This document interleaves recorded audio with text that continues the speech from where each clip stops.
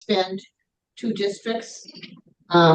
So I would recommend that I have a motion to temporarily suspend DY and MASH in order to achieve a quorum. Do I have a motion? So Yeah. moved by Catherine. I told Jen I would say all that. Is that okay? Yeah, that's all right. Moved by Catherine.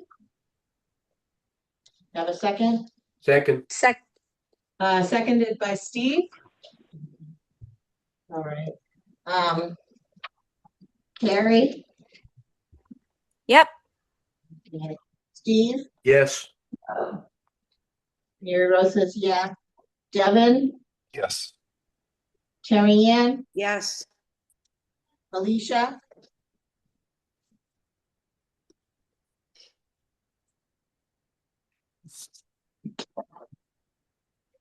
Alicia? Am I missing you? Nope. You could. Okay, well, I'll come back to you. Brad? Yes. Thank you. Esmeralda? Yes. And Catherine? Yes. And Kathy McNamara just came. Oh, Kathy McNamara, perfect. Kathy, we just voted to temporarily suspend two districts to get a quorum. Okay. Okay. All right. We can call it order. Okay, so now I'd like to call to order at 5:07. What's today? February 11th. February 11th meeting of the Cape Cod Collaborative. And the first thing on the agenda would be the approval of the December 10th, 2025. Oh no. Oh no, that was last time. Yeah. Do you want me to grab you? No, I have it right here. First thing is the approval of the minutes of January 14th, 2026. Do I have a motion to approve? Terry I'll Ann. motion. A second? A second. Second, Brett. So it was moved by Terry Ann, seconded by Catherine. Okay. Now, do I have to do roll call? Yeah. Okay, roll call again. Carrie McRae, Yes. Steve Leibowitz, Yes. Mary Rose Brady says yeah. Devin O'Rourke, Yes. Terry Ann Medeiros. Yes. Alicia Lesnick. Yes. Brad Schiff, Yes. Esmeralda Martinez, Yes. Catherine Lonsdale, Yes. and Kathy McNamara. Yes. Okay, it's approved. Thank you. Next is the Executive Director's Report. Dr. Hanscom. All right. So let me get the report up and then we will talk through. It's been a good month. I just can't see the share button. Am I close? Because it's behind the camera. Oh, Do I have to do more? The camera? No, share. I can do it. Share screen. Oh, no. Shoot. Sorry, guys. Or people. Yep, that's it. Just there it is. Yeah. No, it's driving Amy bananas to watch this. Got it. Here we go. All right, everybody.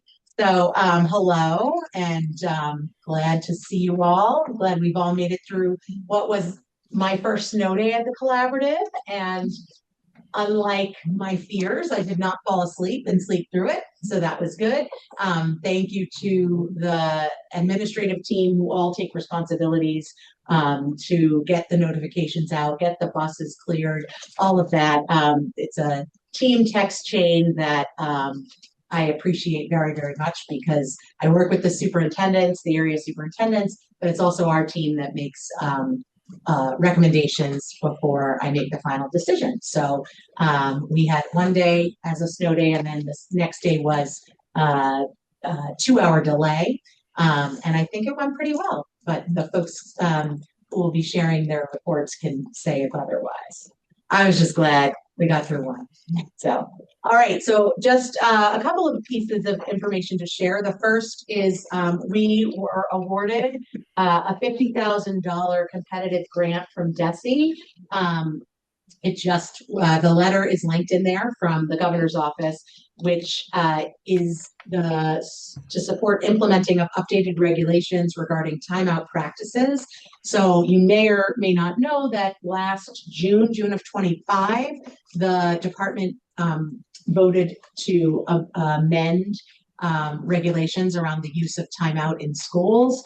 Those amendments are going to change how we operate, particularly at collaboratives, where we serve the kids who really have the highest level of emotional and behavioral needs in the Commonwealth.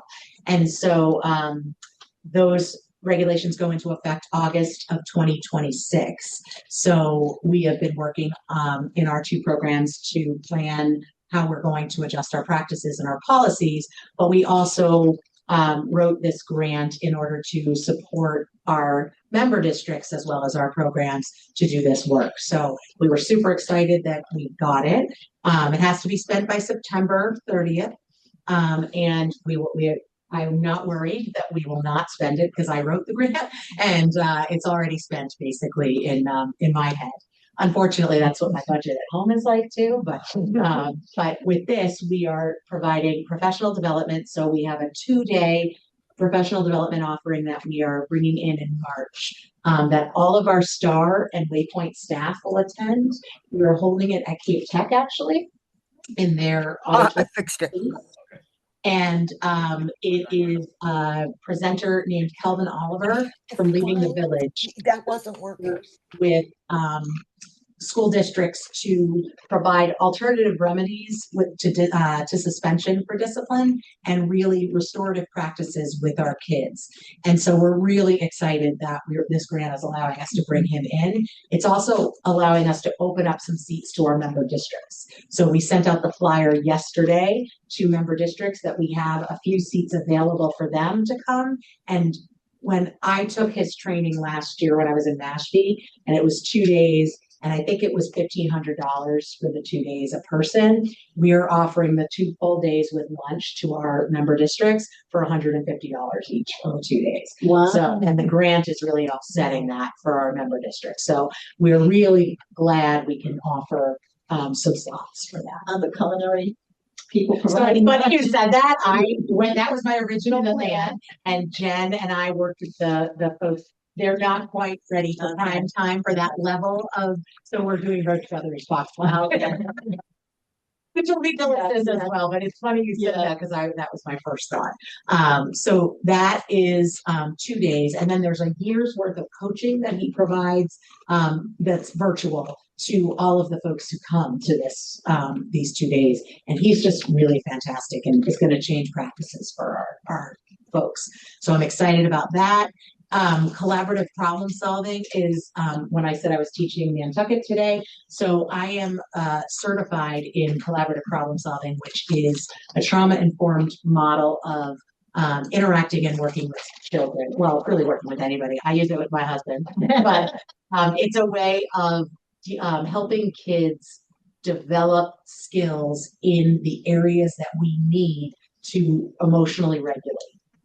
And it's a phenomenal program that many folks on the Cape have been somewhat trained in. I went through the certification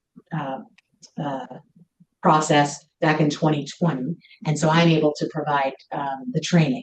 But there is a additional training where I could become a certified trainer and provide all of the collaborative problem solving training on the Cape. And so me and a colleague who's also certified, we are going to go through the certified trainer training, and this grant is going to fund that, but then we can provide all of this training to our member districts at very, very low cost because collaborative problem solving is expensive. So that is super exciting. And you're pretty cheap. I'm so cheap, it's ridiculous. In fact, I made up the contract for Nantucket because my colleague is going to do it with us, so we're paying her a little bit, and then we have to get back and forth on the boat. But I didn't know what to cost it. I think I really undercharged it, but it's my time. But I mean, I know that's why that's not my job here. Is next time I'll have Patrick have to cost it out. So anyway, but we're really excited. So that's professional development that we're going to be able to offer Go ahead. And can I just ask one question about that? You said all of the people here are going to be taking the restorative practices training, right? Yes. And how does that work? What days of the week is It's it? part of our PD. Okay. Yes. So the kids are off they're that not day coming and that then day. it's a PD. Yes. So we're able to And is it 2 days in a row? Okay. 2 days. And so those are the professional development pieces that the money is going towards. There, we also wrote a part on family engagement. So we're going to, and I haven't done any work on this part yet, so I will, this is coming, bringing in somebody to help create a family engagement resource, a family resource book, but it'll be virtual because that's easier to get to everybody.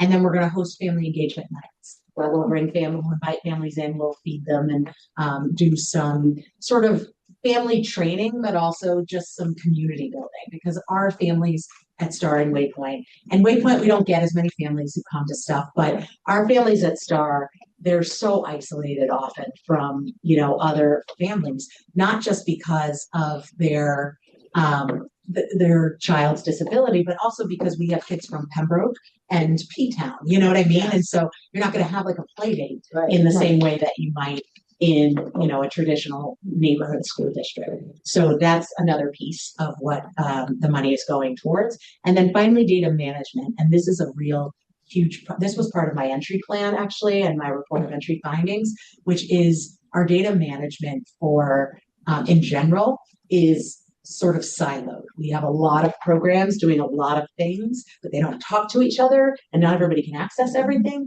And one of those pieces is around how we collect data on discipline and behavioral sort of responses to behavior. So part of this money is allowing us to look at several platforms and see if there are ones that would serve more of our needs. And so we'd have to do some purchasing on that. So that's what the grant is going to go towards. But again, anytime we can bring money in that can allow us to serve the districts, I'm thrilled. So again, we were really excited about that. Next, just an update on where we are with professional development. As you know, last year, our half-time special projects manager retired. I took on his work for this year, and then we are interviewing and going to hire a director of professional growth and innovation starting July 1. But we had a half day, January 30th, in our programs. And at STAR, we have a subscription to Mass Partnerships for Youth, which New Bedford probably does too, Catherine, is my guess. It's a nonprofit that pretty much all the districts have, and you pay $5,000.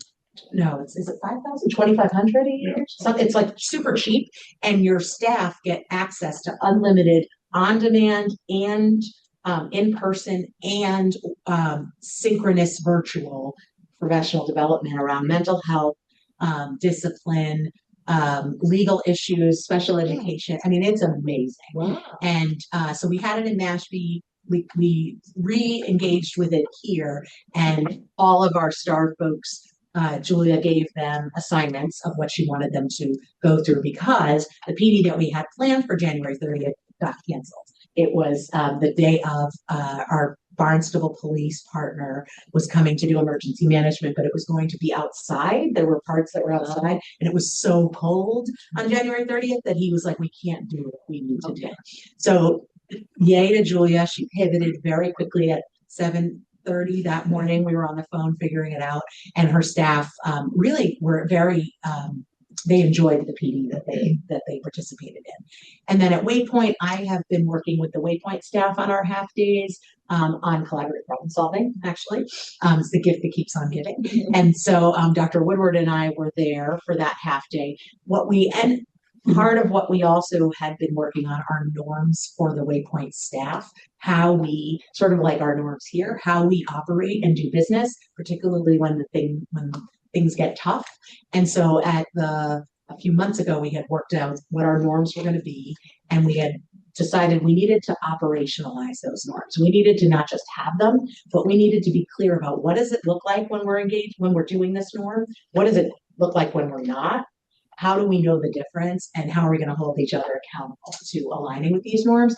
I thought that was only going to take maybe, I don't know, 45 minutes, and it was the whole session, but it was a phenomenal sort of group activity that we had some hard conversations, and I don't know that it was anyone's favorite way to spend a Friday afternoon, but we got a lot of good work done. So I have since shared those norms and the operational work that we did with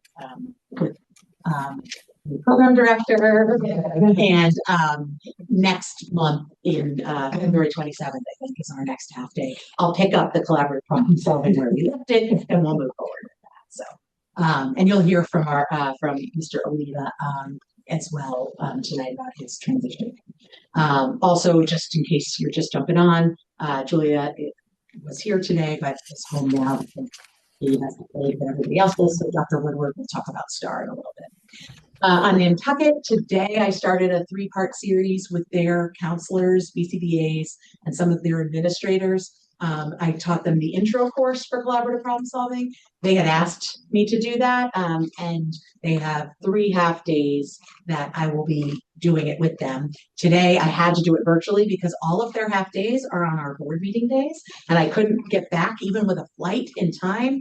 The next 2 sessions are board meeting days, but I have a colleague who will be teaching it with me. So we'll both go over, and then I'll jump back for our meeting. She'll finish up with them.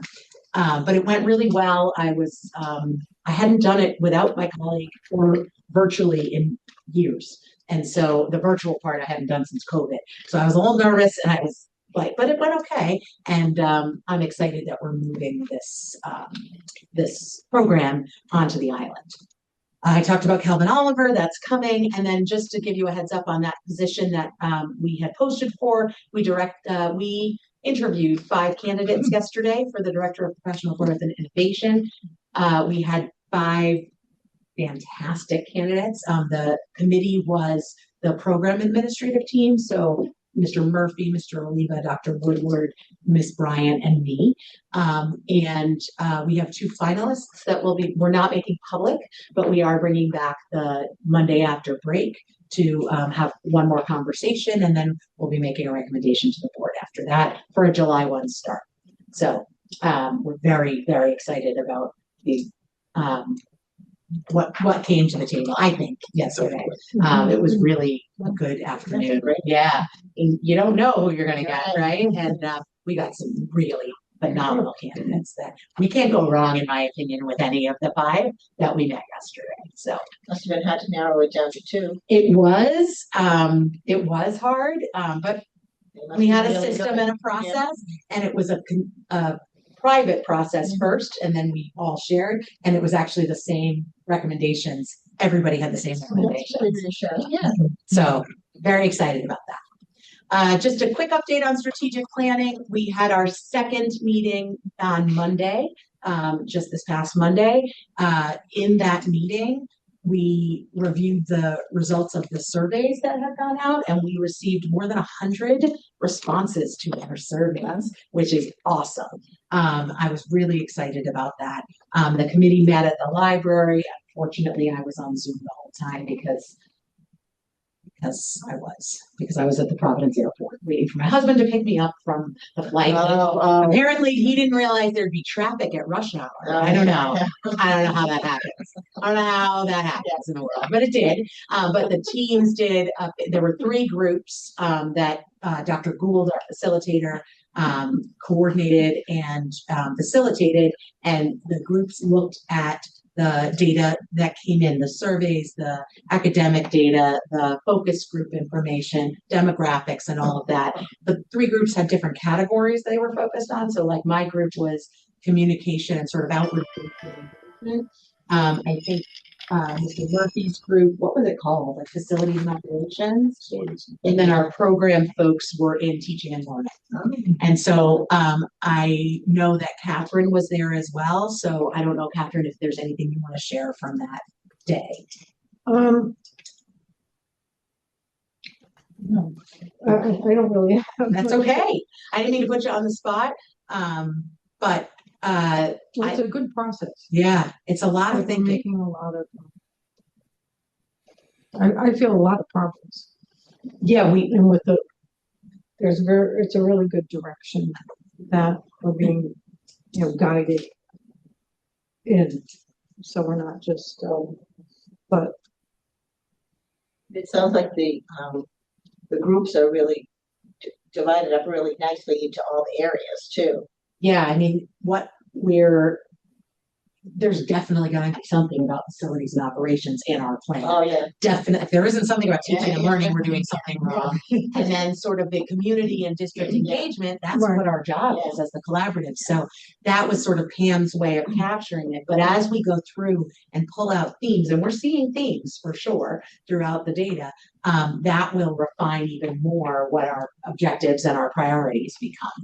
and I felt that because I think in our group, I'm the only one that is on a school committee representing a district. So I felt that that was really the voice that I had to be looking, or the lens that I had to be looking at the data through. And always thinking, well, how are we going to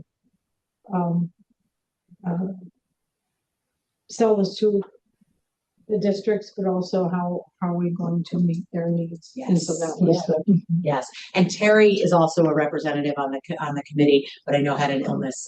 So you are represented by Catherine and Terry Ann, and so you can reach out to them anytime. Also to me, but certainly to them directly if there are pieces you want to make sure they're bringing it forward to the table so that that voice is heard. But one thing, I just said I didn't want to say anything, but the one thing that is impressing me is the focus on the future and how are we going to rebrand and be relevant and be what the district and the time needs.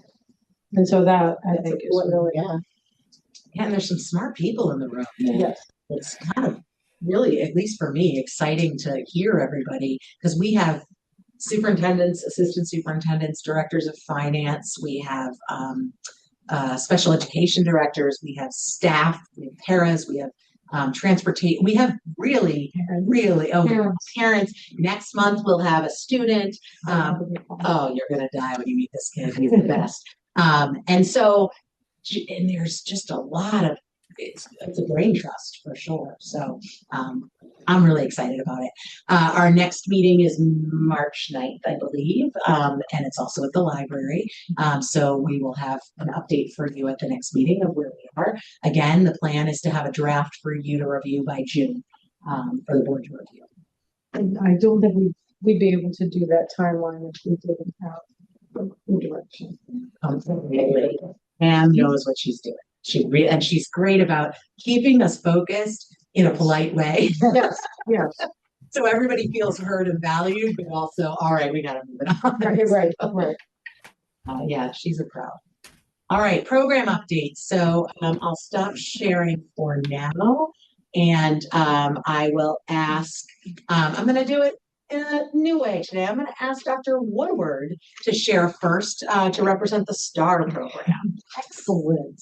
All right. So things are going very well at STAR. Moving on, we are happy to report that we have hired a new OT. So Madison Murphy joined us, and she is, I think as everyone knows, we had the OTs is on maternity leave, and we had the other OT position. So we're excited that Madison has joined us. She's jumped right in, and we're moving right along with OT, so that's wonderful. Julia is currently actively engaged in interviewing for a few paraprofessional positions. 2 new students have started, and 1 more will be starting on Monday after break. There are 4 current referrals that are coming in, so Julia is working with the districts and the families to set those tours up. Currently, the enrollment at STAR is 65. So I think everyone in the room and on screen knows that STAR, we have the capacity for 70 students. So we're going to have to put up a no vacancy sign soon. We only have 5 more spots. So that's a wonderful thing to have such capacity. We're meeting the needs of our member districts and then some. But we do still have some room. But Julia does anticipate that a few students will be leaving and either heading back to district either as we hit ESY, which is our extended school year services, and or the fall. So there'll be opportunities for some of the placements, some of the districts with referrals. We've got a few, folks on the waiting list, if you will.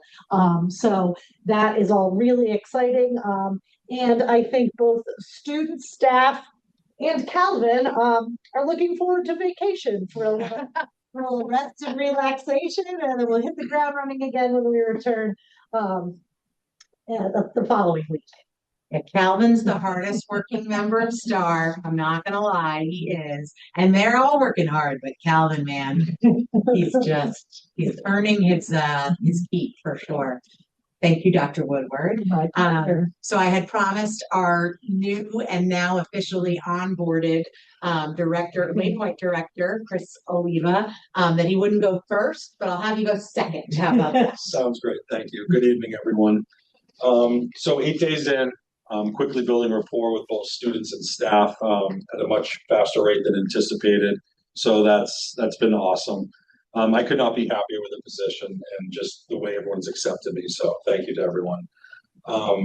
Referrals for us, we have 2 new students starting on the 24th and 25th after we return. We also have referrals from Falmouth, Truro, and Plymouth coming in. So we're kind of sifting through all those, and my goal is to really increase population there. We're currently at 29 students, and I'm not too sure of our capacity as of yet, but that's something to be discussed. It's higher. It's higher.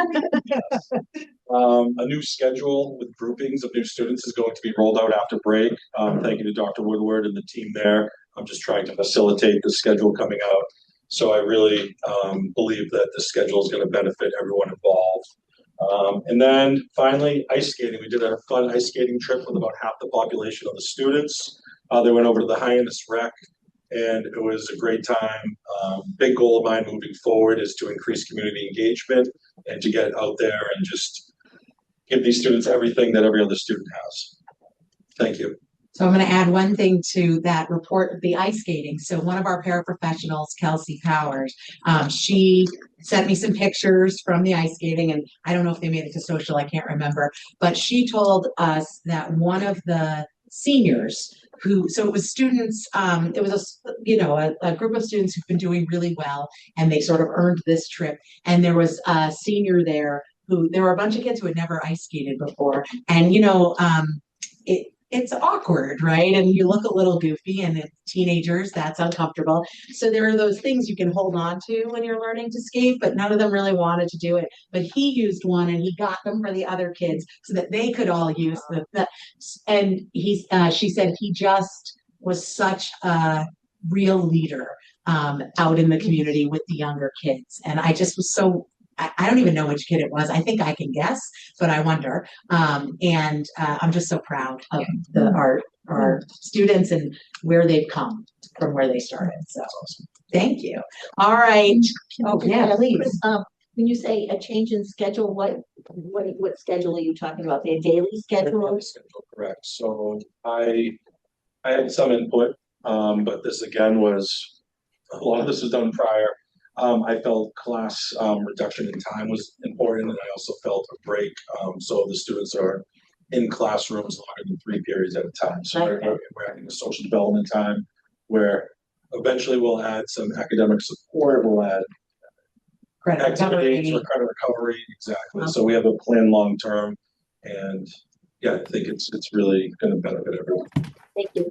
Yeah, I think mixing up the groupings too in mid-year is always a good thing. Yes. And that's also a byproduct because we've had, as you know, at Waypoint, we've got students that transition back to district. Mm-hmm. We have many students that come as the extended evaluations or the 45-day placement. So there's been some students have moved on and some new students have come in, and that's also been it's given us an opportunity to make sure we've got our students grouped. Yeah, I agree. And a big part of that was to group them with future plans, right? Yes. So, And so that we can take more kids and have peer groups for them, which is, the fact that we have 5 or 4, like that's last year we were not hearing that. And one of the things that Dr. Woodward really focused on this year was making sure our groupings were going to allow appropriate peer groups for kids coming in. And she did a great job sort of setting that up and teeing it off so that we can just, I don't know, that's the official word for it. All right. Thank you. All right, Mr. Erickson. Hi, Anders. I haven't seen you in forever. How are you? I know. Been out and about. I know, right? So, Okay, your turn. January's been very challenging for us staffing wise. I think I talked about it a little bit in the last meeting. And this is what happens. December, we were all in great shape and had pretty much everything all covered. And then in January, lots of things happened. So I'm just going to go through it real quick, district by district. We did have someone leave our Bourne crew. They were looking for additional hours that we just didn't have. So they moved on to another bus company with additional hours available to them. So they left at the end of last week. So that's an open route. The good news is I got a call from our snowbird, Jack. I've been covering his route mostly from the very beginning. And unfortunately for him, his RV, which he has down in Florida, had a major mechanical breakdown. So he's cut his trip short. So he's coming back in 2 weeks. Sad for him, great for us. It's kind of the way I feel as well. And his kids are very happy too, because they love him. So anyway, that's going to be huge for us. We did also have another driver who went in. He had heart surgery this week. He's doing well, but he'll probably be out 4 to 6 weeks. That it wasn't sudden, but they weren't sure when it was going to happen. They've been doing a lot of tests, and then all of a sudden, with very short notice, we were down another driver. So he's recovering now, but it's probably going to be another 5 weeks or so for him. We also have another driver who's out for 4 weeks. He's in the Philippines getting married. This has been a year and a half ago. He put this time in, and we were like, sure, no problem. So anyway, it's been super, super challenging there. I've been up there every day in January. We've had a kind of a rotation of the dispatchers who have been up there filling in as well. And we've covered all but one afternoon route that we had to actually combine the route, which worked out fine. And Bourne is willing to do that if we need to. So really everyone's pitched in to kind of make sure that we continue to get the students to school. So that's been great. We feel like at this point, unless anything changes, a couple of weeks after break, we're going to be in good shape because we'll have at least 3 people back at that point. So looking forward to that. And 1 week of that is vacation. So I think everybody's looking forward to it at this point. Mashpee, it's funny because in Mashpee, we had the person leave last month, and we've been, again, filling it in with whoever we could find.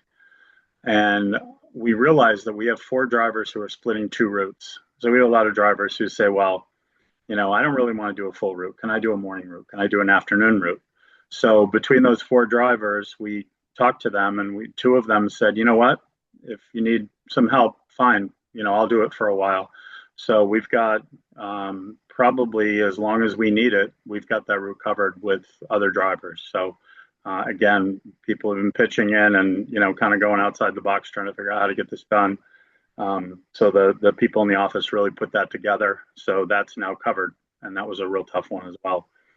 Nantucket, we're still at bare minimum, but we're hanging in there at this point. Things have settled a little. We had some trouble last month. We had a monitor who left and a driver who was thinking about leaving. We spoke to him and he decided to stay on. We've been working with the district to try to, make it a little more inviting there because it's tough. These guys their buses are way overfilled, not overfilled, but they are maxed out, and it's a tough place to keep people there to get the job done. And the district is working with us on some appreciation. We're hopefully going to meet with them next week and bring them in for lunch and do some swag and that kind of thing. And I think that's going to go a long way because we really are kind of at the bare minimum, and that's the toughest place to cover. We got to put somebody on a plane or a boat, and generally it's hard to find somebody to do that. Truro is good as always, which is wonderful. Monomoy, we have 2 open routes, which we've had for a while now. They're both being covered by dispatchers. We do have someone who's been on leave who's coming back, I think, the 3rd week in March. He's been down in Florida taking care of his grandkids, and he's coming back, and we believe he's going to be here for the rest of the year.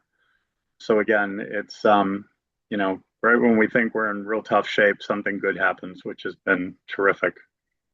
Nauset, we're down to 1 open route now, which is nice. Although we do have some struggles down there with drivers who have some medical issues, so we're covering bits and pieces of that as well. But again, just having the 1 open route is nice. The really good thing that's happened over the last 30 days is our activity level has really, really picked up. So we have 170 route that's open. It's been open. That's probably been the toughest thing for us to cover. And it's a waypoint route, so you probably see a different driver almost every day. So we have a driver who is testing this week, and we're hoping that she'll be ready to go in the next week or so, which is really good news. We have several people in training right now. We have a Nauset driver who's in training out in the Nauset lot with one of the trainers there for a CDL. We have a trip driver from Bourne who's now training in Mashpee. So we're looking forward to that. We're a little shy on trip drivers as well. And we have another driver who's been hired. He's not sure if he wants to do 70 or CDL. We're kind of working through that with him, and we'll get him started and trained at this point. Lisa told me yesterday that we have a Nauset driver that she's been talking to for months now who lives in Maryland and is going to move. She's actually got a house that she's ready to move into. She's packing up right now and heading up here. She's going to need 40 hours of training, but she's already got her CDL, school bus, everything else. So we're hoping within a month or so that she'll be able to start with us. And I think I got one more. And we have one other driver who wants to drive in Bourne. They have a CDL Class A. So they're going to also need some training, 40 hours of training, and we're working with him right now to get him started. So 60 days ago, we had 1 person in training, and now we have 3 or 4 with a couple more coming. So this is wonderful news. And things are definitely looking up, which is great. Questions? I know it's a lot. It's a never-ending sort of up and down. Any questions for Anders? All right, thank you, and thank you to Anders, Lisa, all the dispatchers, and everybody, because they are driving a ton, and they make sure every kid gets to and from school. And that's some days that is a true miracle. So thank you. Okay. That's the program updates, and then the last thing on my report is the staffing updates, which does require a vote. Okay, could I have a motion to approve the personnel changes as printed in our packet? Do we need to move to bundle? So Steve moved. Are we moving to bundle? You don't have, this one is just one report. Oh, great. Thanks. Sorry, I thought you moved. See, I so moved. All right, Steve moved. Personnel changes. Also, Catherine has seconded. All right. We'll do a roll call for approval. Carrie McRae, Bourne. Yes. Steve Leibowitz, Brewster. Yes. Gary Rose from Kickwitech, yes. Devin O'Rourke, Eastham. Yes. Thank you. Terry Ann Medeiros, Falmouth. Yes. Thank you. Alicia from Martha's Vineyard. I think she had to jump off. Oh no, she's there. She is there. Hang on, Alicia. Let me unmute you. Or yeah. Can you unmute yourself, Alicia? All right, we can come back to We'll come her. back to Alicia. Brad Schiff, Monomoy. He did have to go Oh, to he his left. meeting. Yeah. Okay. Esmeralda from Nantucket. Yeah, yes, Thank you. Catherine Lonsdale, Nauset. Yes. Kathy McNamara, Orleans. Yes. And Vedna from Plymouth. Yes. Thank you. Okay, thank you. Yeah. So that's my report. Okay. Now we have financial review, but Mr. Ruffing. Sure. So, thank you, welcome. The only update I'm gonna make on the business managers board report that was included in your package was, there was a blank there related to, what we were expecting for healthcare costs. That meeting was held, today, with the Cape Cod Municipal Health Group. The board voted to approve, health insurance across the board increase of 8%, which sounds like a lot, but is better than what we were expecting. The initial thoughts were 12%. The change to the insurance plans is something that was being discussed. GLP-1s are the weight loss or diabetes drugs are no longer being covered by the insurance plans across the state. That required a lot of discussion. But if we were to include a rider for those, the overall rates would have been 18% increase, and nobody thought their municipal or school budgets could handle an 18% increase. So I do. I think there's some folks here from Monomoy or Cape Tech. Please compliment Aaron Orcutt from Cape Tech and Michael McMillan from Monomoy.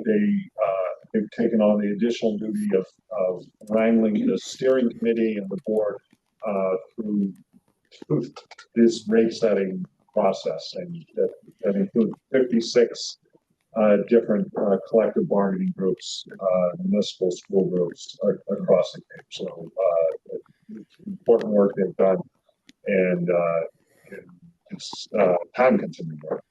So that's the little update or addition to the business managers board report. We have 3 votes that we want to take. Let's get I would suggest getting the easy ones out of the or the simple one out of the way, the warrant, and then the surplus vehicles, and then we'll talk a little bit about the purchase of 14 buses and a vote we'll need on that. So I would request that the warrant 26, 27, 28, 29, and 30 be approved by the board. Okay, so you could bundle those all Yep. together. So we Okay, can so vote to bundle. first we'll vote to bundle warrants 26, 27, 28, 29, and 30. Could I have a motion to bundle those warrants? motion to bundle. Okay. So Carrie has made the motion. So Yep. moved. Second. Second. Oh, Alicia and Terry. So we'll go with Alicia. Just a second. Okay, so roll call vote. Carrie McRae, Vaughan. Yes, Steve Leibowitz, Bruce. Yes. Yes. Mary Rose Brady, Kate Quadcheck, yes. Devin O'Rourke, Eastham. Yes. Thank you. Terry Amadeus, Falmouth. Yes. Alicia, Martha's Vineyard. Yes. Esmeralda from Nantucket. yes, Thank you. Catherine from Nauset. Yes. Thank you. Kathy McNamara, Orleans. Yes. Thank you. And Vedna from Plymouth. Yes. Okay. Roger. Oh, and Roger. Sorry, Roger. I didn't have you down. Yes. Thank you. Okay, so that has been to bundle, and now I want a motion to approve the warrants. 26. So moved. Okay. Alicia, moved by Alicia. Second, please. Second. Second by Terry Ann. I'm saying it loud for the recording, just so you know. I'm not trying to be annoying. All right, once again, roll call. Carrie McRae Vaughan. yes, Steve Leibowitz, Yes. Brewster. Yes. Mary Rose Grady, Cape Cod Tech, yes. Devin O'Rourke, Eastham. Yes. Terry Ann Maderas, Falmouth. Yes. Alicia Martha's Vineyard. Yes. Esmeralda, Nantucket. Yes.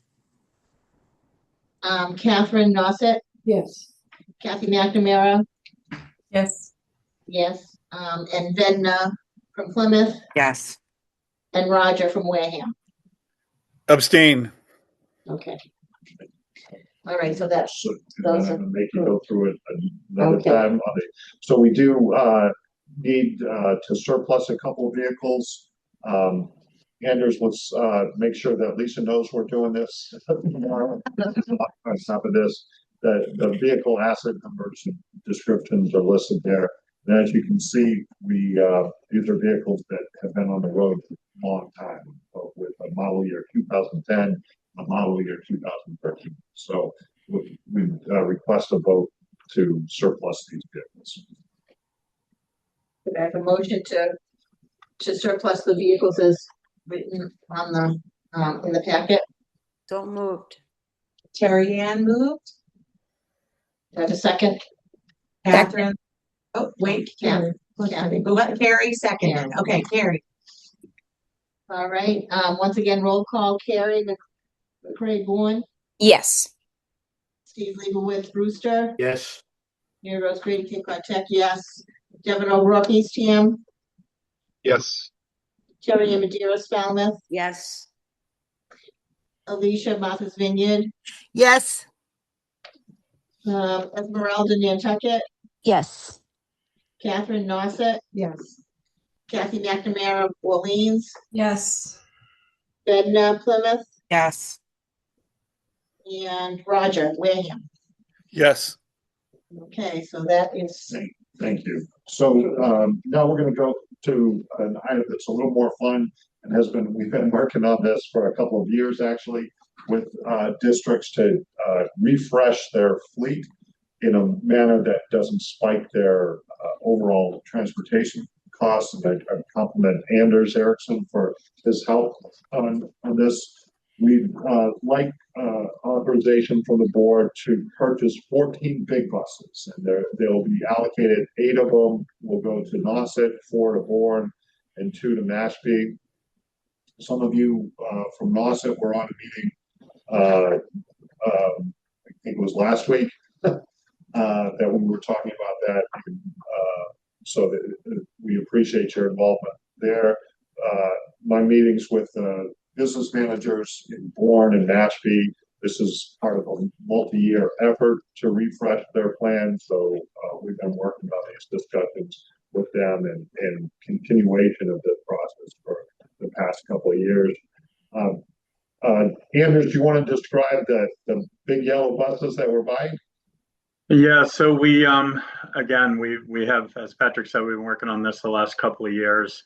It used to be you would buy your fleet and then 7 or 8 years later you'd buy another one, and those days are gone. Now that they've nearly doubled in price, it's just not feasible to do that anymore.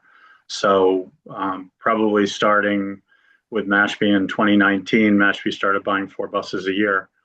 And that's worked out really well. So now that they're all caught up and they just finished their refresh, now they're going to start again with 2 more buses this year, and then they'll ramp back up to 4.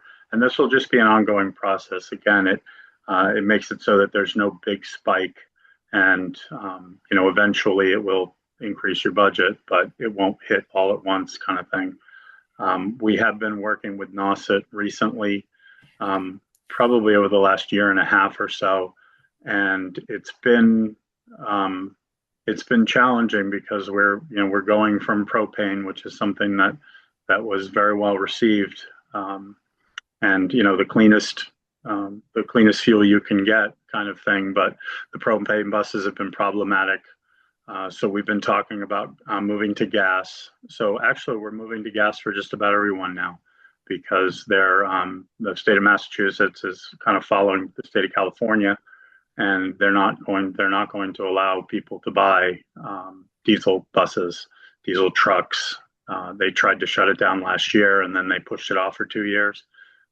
But honestly, the problems that we've had with diesels haven't been terrible. But what they've tried to do, they've put in systems to try to clean them, and they've gunked up the works, so to speak, and they're in for service a lot. Luckily, we can fix them all in our shops, unlike propane, but they're in a lot. It's a lot of check engine lights. It's a lot of things that you have to run back and forth and back and forth. The gasoline buses are pretty simple.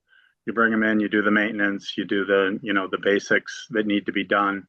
I think it's going to be a much better deal for us, and for the districts, you're going to have much better availability. So that's kind of what we're going with right now. They're much cleaner than they used to be. They're far cleaner than the diesels, and there's greater availability. We can get them. They'll start building them as soon as you sign on the dotted line, kind of thing. And they've really come a long way. They last longer than they used to. So that's the route that we're taking at this point, going with the gasoline engines. And we worked with NOSIT for a long time. The transportation subcommittee there did a fantastic job putting together the case, speaking to all of the different school committees. And we had the vote last week, which was unanimous. So that was a beautiful thing. We're going to start bringing those things in for next year. We'll have them if we get started right away. They'll be built and they'll be on the lots over the summer. We'll have them all ready to go for the fall. So thank you, Anders. So just to, as far as process, what we'd like from the board is a vote to approve the purchase of 14 vehicles. In the total amount of these 14 vehicles is $1,907,388. With that vote, what we do is then work with the vendor, open a PO with the vendor, which is pushes the orders forward so that these buses can get built. I think I've begun to engage the financing vendors. By March, we'll have language in both to approve financing for this. Our process is kind of a two-step process this way. But what we really appreciate is the vote to approve the purchase of these 14 big buses. Just so you're not surprised, we are continuing the discussion internally about our need for small vehicles, vans, small buses. That that discussion has taken a little longer, so we may be back again in a month or two with by some small vehicles. So I just have a couple questions. So we purchase them, but the cost goes to the districts for the individual buses. Is that right? Yeah. So great question. We take the loan out. The collaborative takes the loan out. We insure them. They're entitled to us, but these costs are allocated to districts because we provide the general education transportation for these districts. So it's part of their costing templates. And as Anders discussed, we've been trying to level up this refresh there so it doesn't dramatically impact their operating budget, year over year. And so all the districts know that that's how our plan goes, and they're not surprised that purchases. Okay. This has been something that we've been managing and talking with them for a couple of years, and they've signed off on this. My other question is, at any point, are you looking at transitioning to electric buses at all? So the answer will be when they're affordable, one, and two, when there's a track record. To that point, Cape Tech is leading the ahead of the curve, I should say, and has acquired, I think it's 10. 10 electric buses. I'm not sure if they're actually doing routes yet. But put in the charging stations. Yeah. So the plan is, and Aaron Orcutt from Cape Tech has been terrific about that. The plan is to bring business managers and transportation folks out there by June. Let them be on the road for 6 months and see how they're doing, if the reliability is there. The costs are, you need grants to fund these. And that's how they're doing it. Yeah. I had just, one thing that came up, in the joint school committee at Nauset about the transportation was, the filling up with gas. Like, is that something that could be, we could think about, getting, Like cooperative purchasing? cooperative, yeah, or, negotiating with, I don't know, some gas stations. So we do cooperative purchasing agreements for diesel fueling, for propane fueling, and go out to bid. There is something that we need to research to see if we do a lot of gas buses on the smaller vehicles. Mhm. So it's seeing if we can research that and get some better pricing or more regular pricing of gas As you know, is on the to-do list. the gas prices. Yeah, the WEX card. Yes. Oh, yes. Depending on where you are on the Cape. So that's why I always fill up in buses big.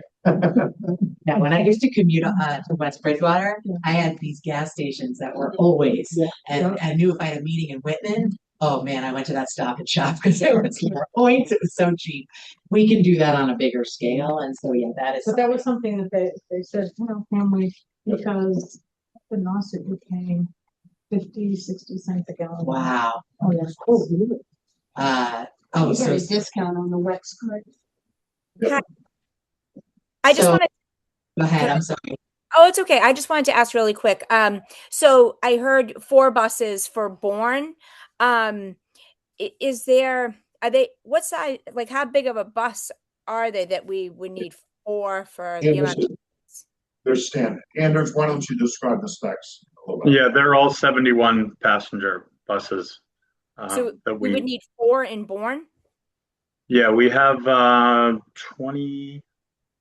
26 buses up there now. So we're Okay. just replacing the older ones. Okay. So we all them. I think we bought all the Bourne buses in maybe 2018. That's what I was So thinking. Yes. we So it's bought, just keep upgrading. Okay. yeah, we bought 4 new ones this year. They Yep. just went into service, and Yep. we're going to bring 4 new ones in next year. Okay. We'll probably just keep that pace up until we. That's right. until I we remember replace that them. now. Yeah, that and I rings a can bell. speak to in Mashpee, when I was in Mashpee the last, 8 years, the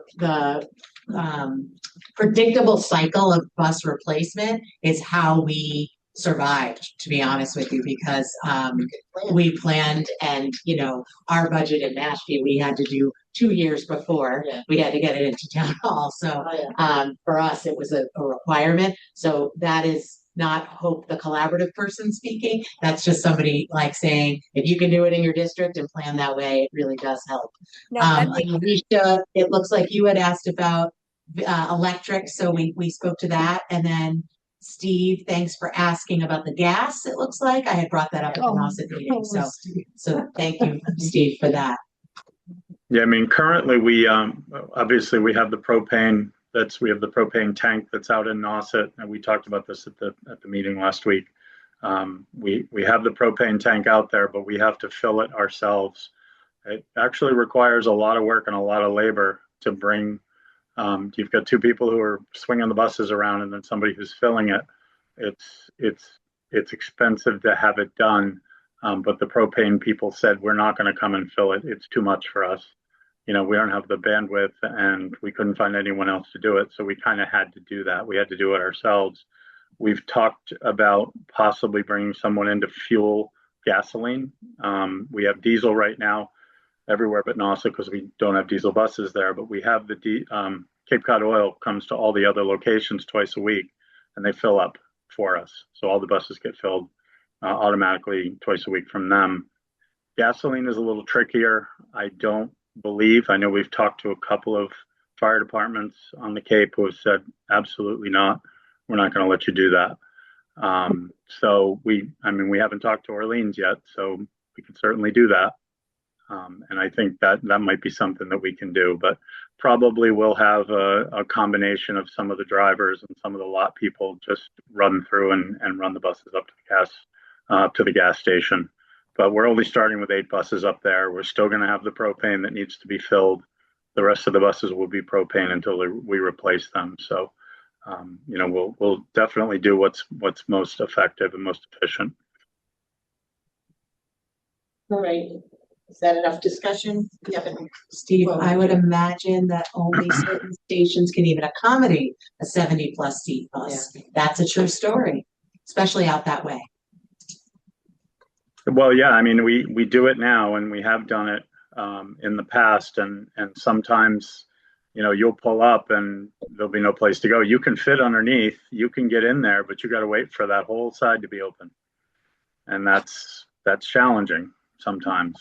So, yeah, and in Nauset it might even be a little more challenging because there's probably fewer stations. I know that there's one close to the lot where they bring there are a couple gas buses up there. So they do go to a particular station. They used to go down a big hill, and down there, not a lot of people fill down there. So I don't know. We're gonna have to work on that. That's our job. We'll figure it out. There you go. All right. So at this point, could I have a motion to approve the purchase of 14 buses? So moved. Alicia. Second. Second. Steve, second. All right. Roll call vote. Carrie Bourne, Yes. Steve Leibowitz Brewster, Yes. Mary Rose Kekwatek, yes. Devin O'Rourke, Eastham, Yes. Terry Ann Falmouth, Yes. Alicia Martha's Vineyard, Yes. Esmeralda Nantucket, Yes. Catherine Nauset, Yes. Kathy Orleans, Yes. Edna Plymouth, Yes. and Roger Wareham. Want to include an amount there or not? Wait, can you unmute Roger? The 14 buses is fine. We picked, because Oh, wait, hit it again. Roger, just unmute. Abstain. Abstain. Okay, thank you. All right, now we're on to new business. Okay, this is brief. I'm sorry, Dr. Smith had to get off the call before we got to this, but Dr.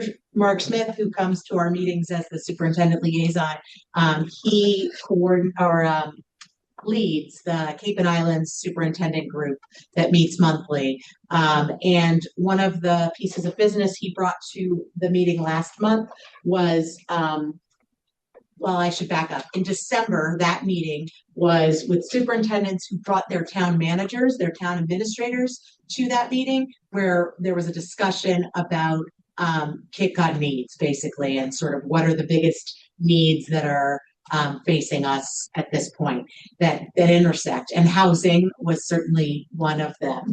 And so there is this letter that's linked in there being sent to Dylan Fernandez, Senator Sear, I believe it's those two, requesting a supplemental budget earmark for Cape and Islands Regional Demographic and Housing Impact Study. So they're asking for $250,000 to conduct that study. What they have asked of the collaborative is that we serve as the fiscal agent, the lead fiscal agent for the funds. So we're not asking this board to say whether they should go for this or not, but just if they get this earmark, can the collaborative hold the money and disperse the money according to whatever the directions are. I did share this with our treasurer last week and our business manager. And so before we said, sure, we'll be your agent, we wanted to run it through you all as well. And did you have any problem with it? No. What about you? Fine. Okay. So we would ask for a vote just to make it okay. for us to, to enable Cape Cod Collaborative to be the lead fiscal agent for the funds. yes, for the supplemental budget earmark request. So I'll move it. All right, Terry moved. Catherine. Catherine, will you second it? second. Catherine seconded. All right, once again, roll call vote. Carrie Bourne, Yes. Steve Brewster, Yes. Gary Rose, Cape Cod Tech, yes. Devin Eastham, Yes. Terry Ann Falmouth, Yes. Alicia Martha's Vineyard, yes, Esmeralda Nantucket, yes, Catherine Nossett, yes. Kathy Orleans, Yes. Bedna Plymouth, Yes. and Roger Wareham. Abstain. Okay, thank you very much. Oh, go ahead. I'm sorry. I know you're not supposed to ask questions after you voted, but would this be like the housing situation for the entire Cape? Yes, All our districts or Cape and Islands. 10 islands? Okay, thanks. Sure. Thank you. And I know that our area superintendents appreciate it as well. All right. So our next meeting, is Wednesday, March 11th. And does anybody have anything else? If not, I would entertain a motion to adjourn. Catherine, Carrie, second. Yes. Okay, once again, roll call vote. Carrie Bourne. Yes. Steve Brewster. Yes. Mary Rose, Cape Cod Tech, yes. Devin Eastham. Yes. Terry Ann Falmouth. Yes. Alicia Martha's Vineyard. yes, Esmeralda Nantucket. yes, Catherine Nossett. Yes. Kathy McNamara Orleans. Yes. Bedna Plymouth. Yes. And Roger Wareham. Yes. Thanks, All right. everybody. See you next month. Vacation, enjoy it, and we'll see you in March. thank you. All right, how do I? Yes, Amy, I'm gonna make you bananas. Stop record, I found it.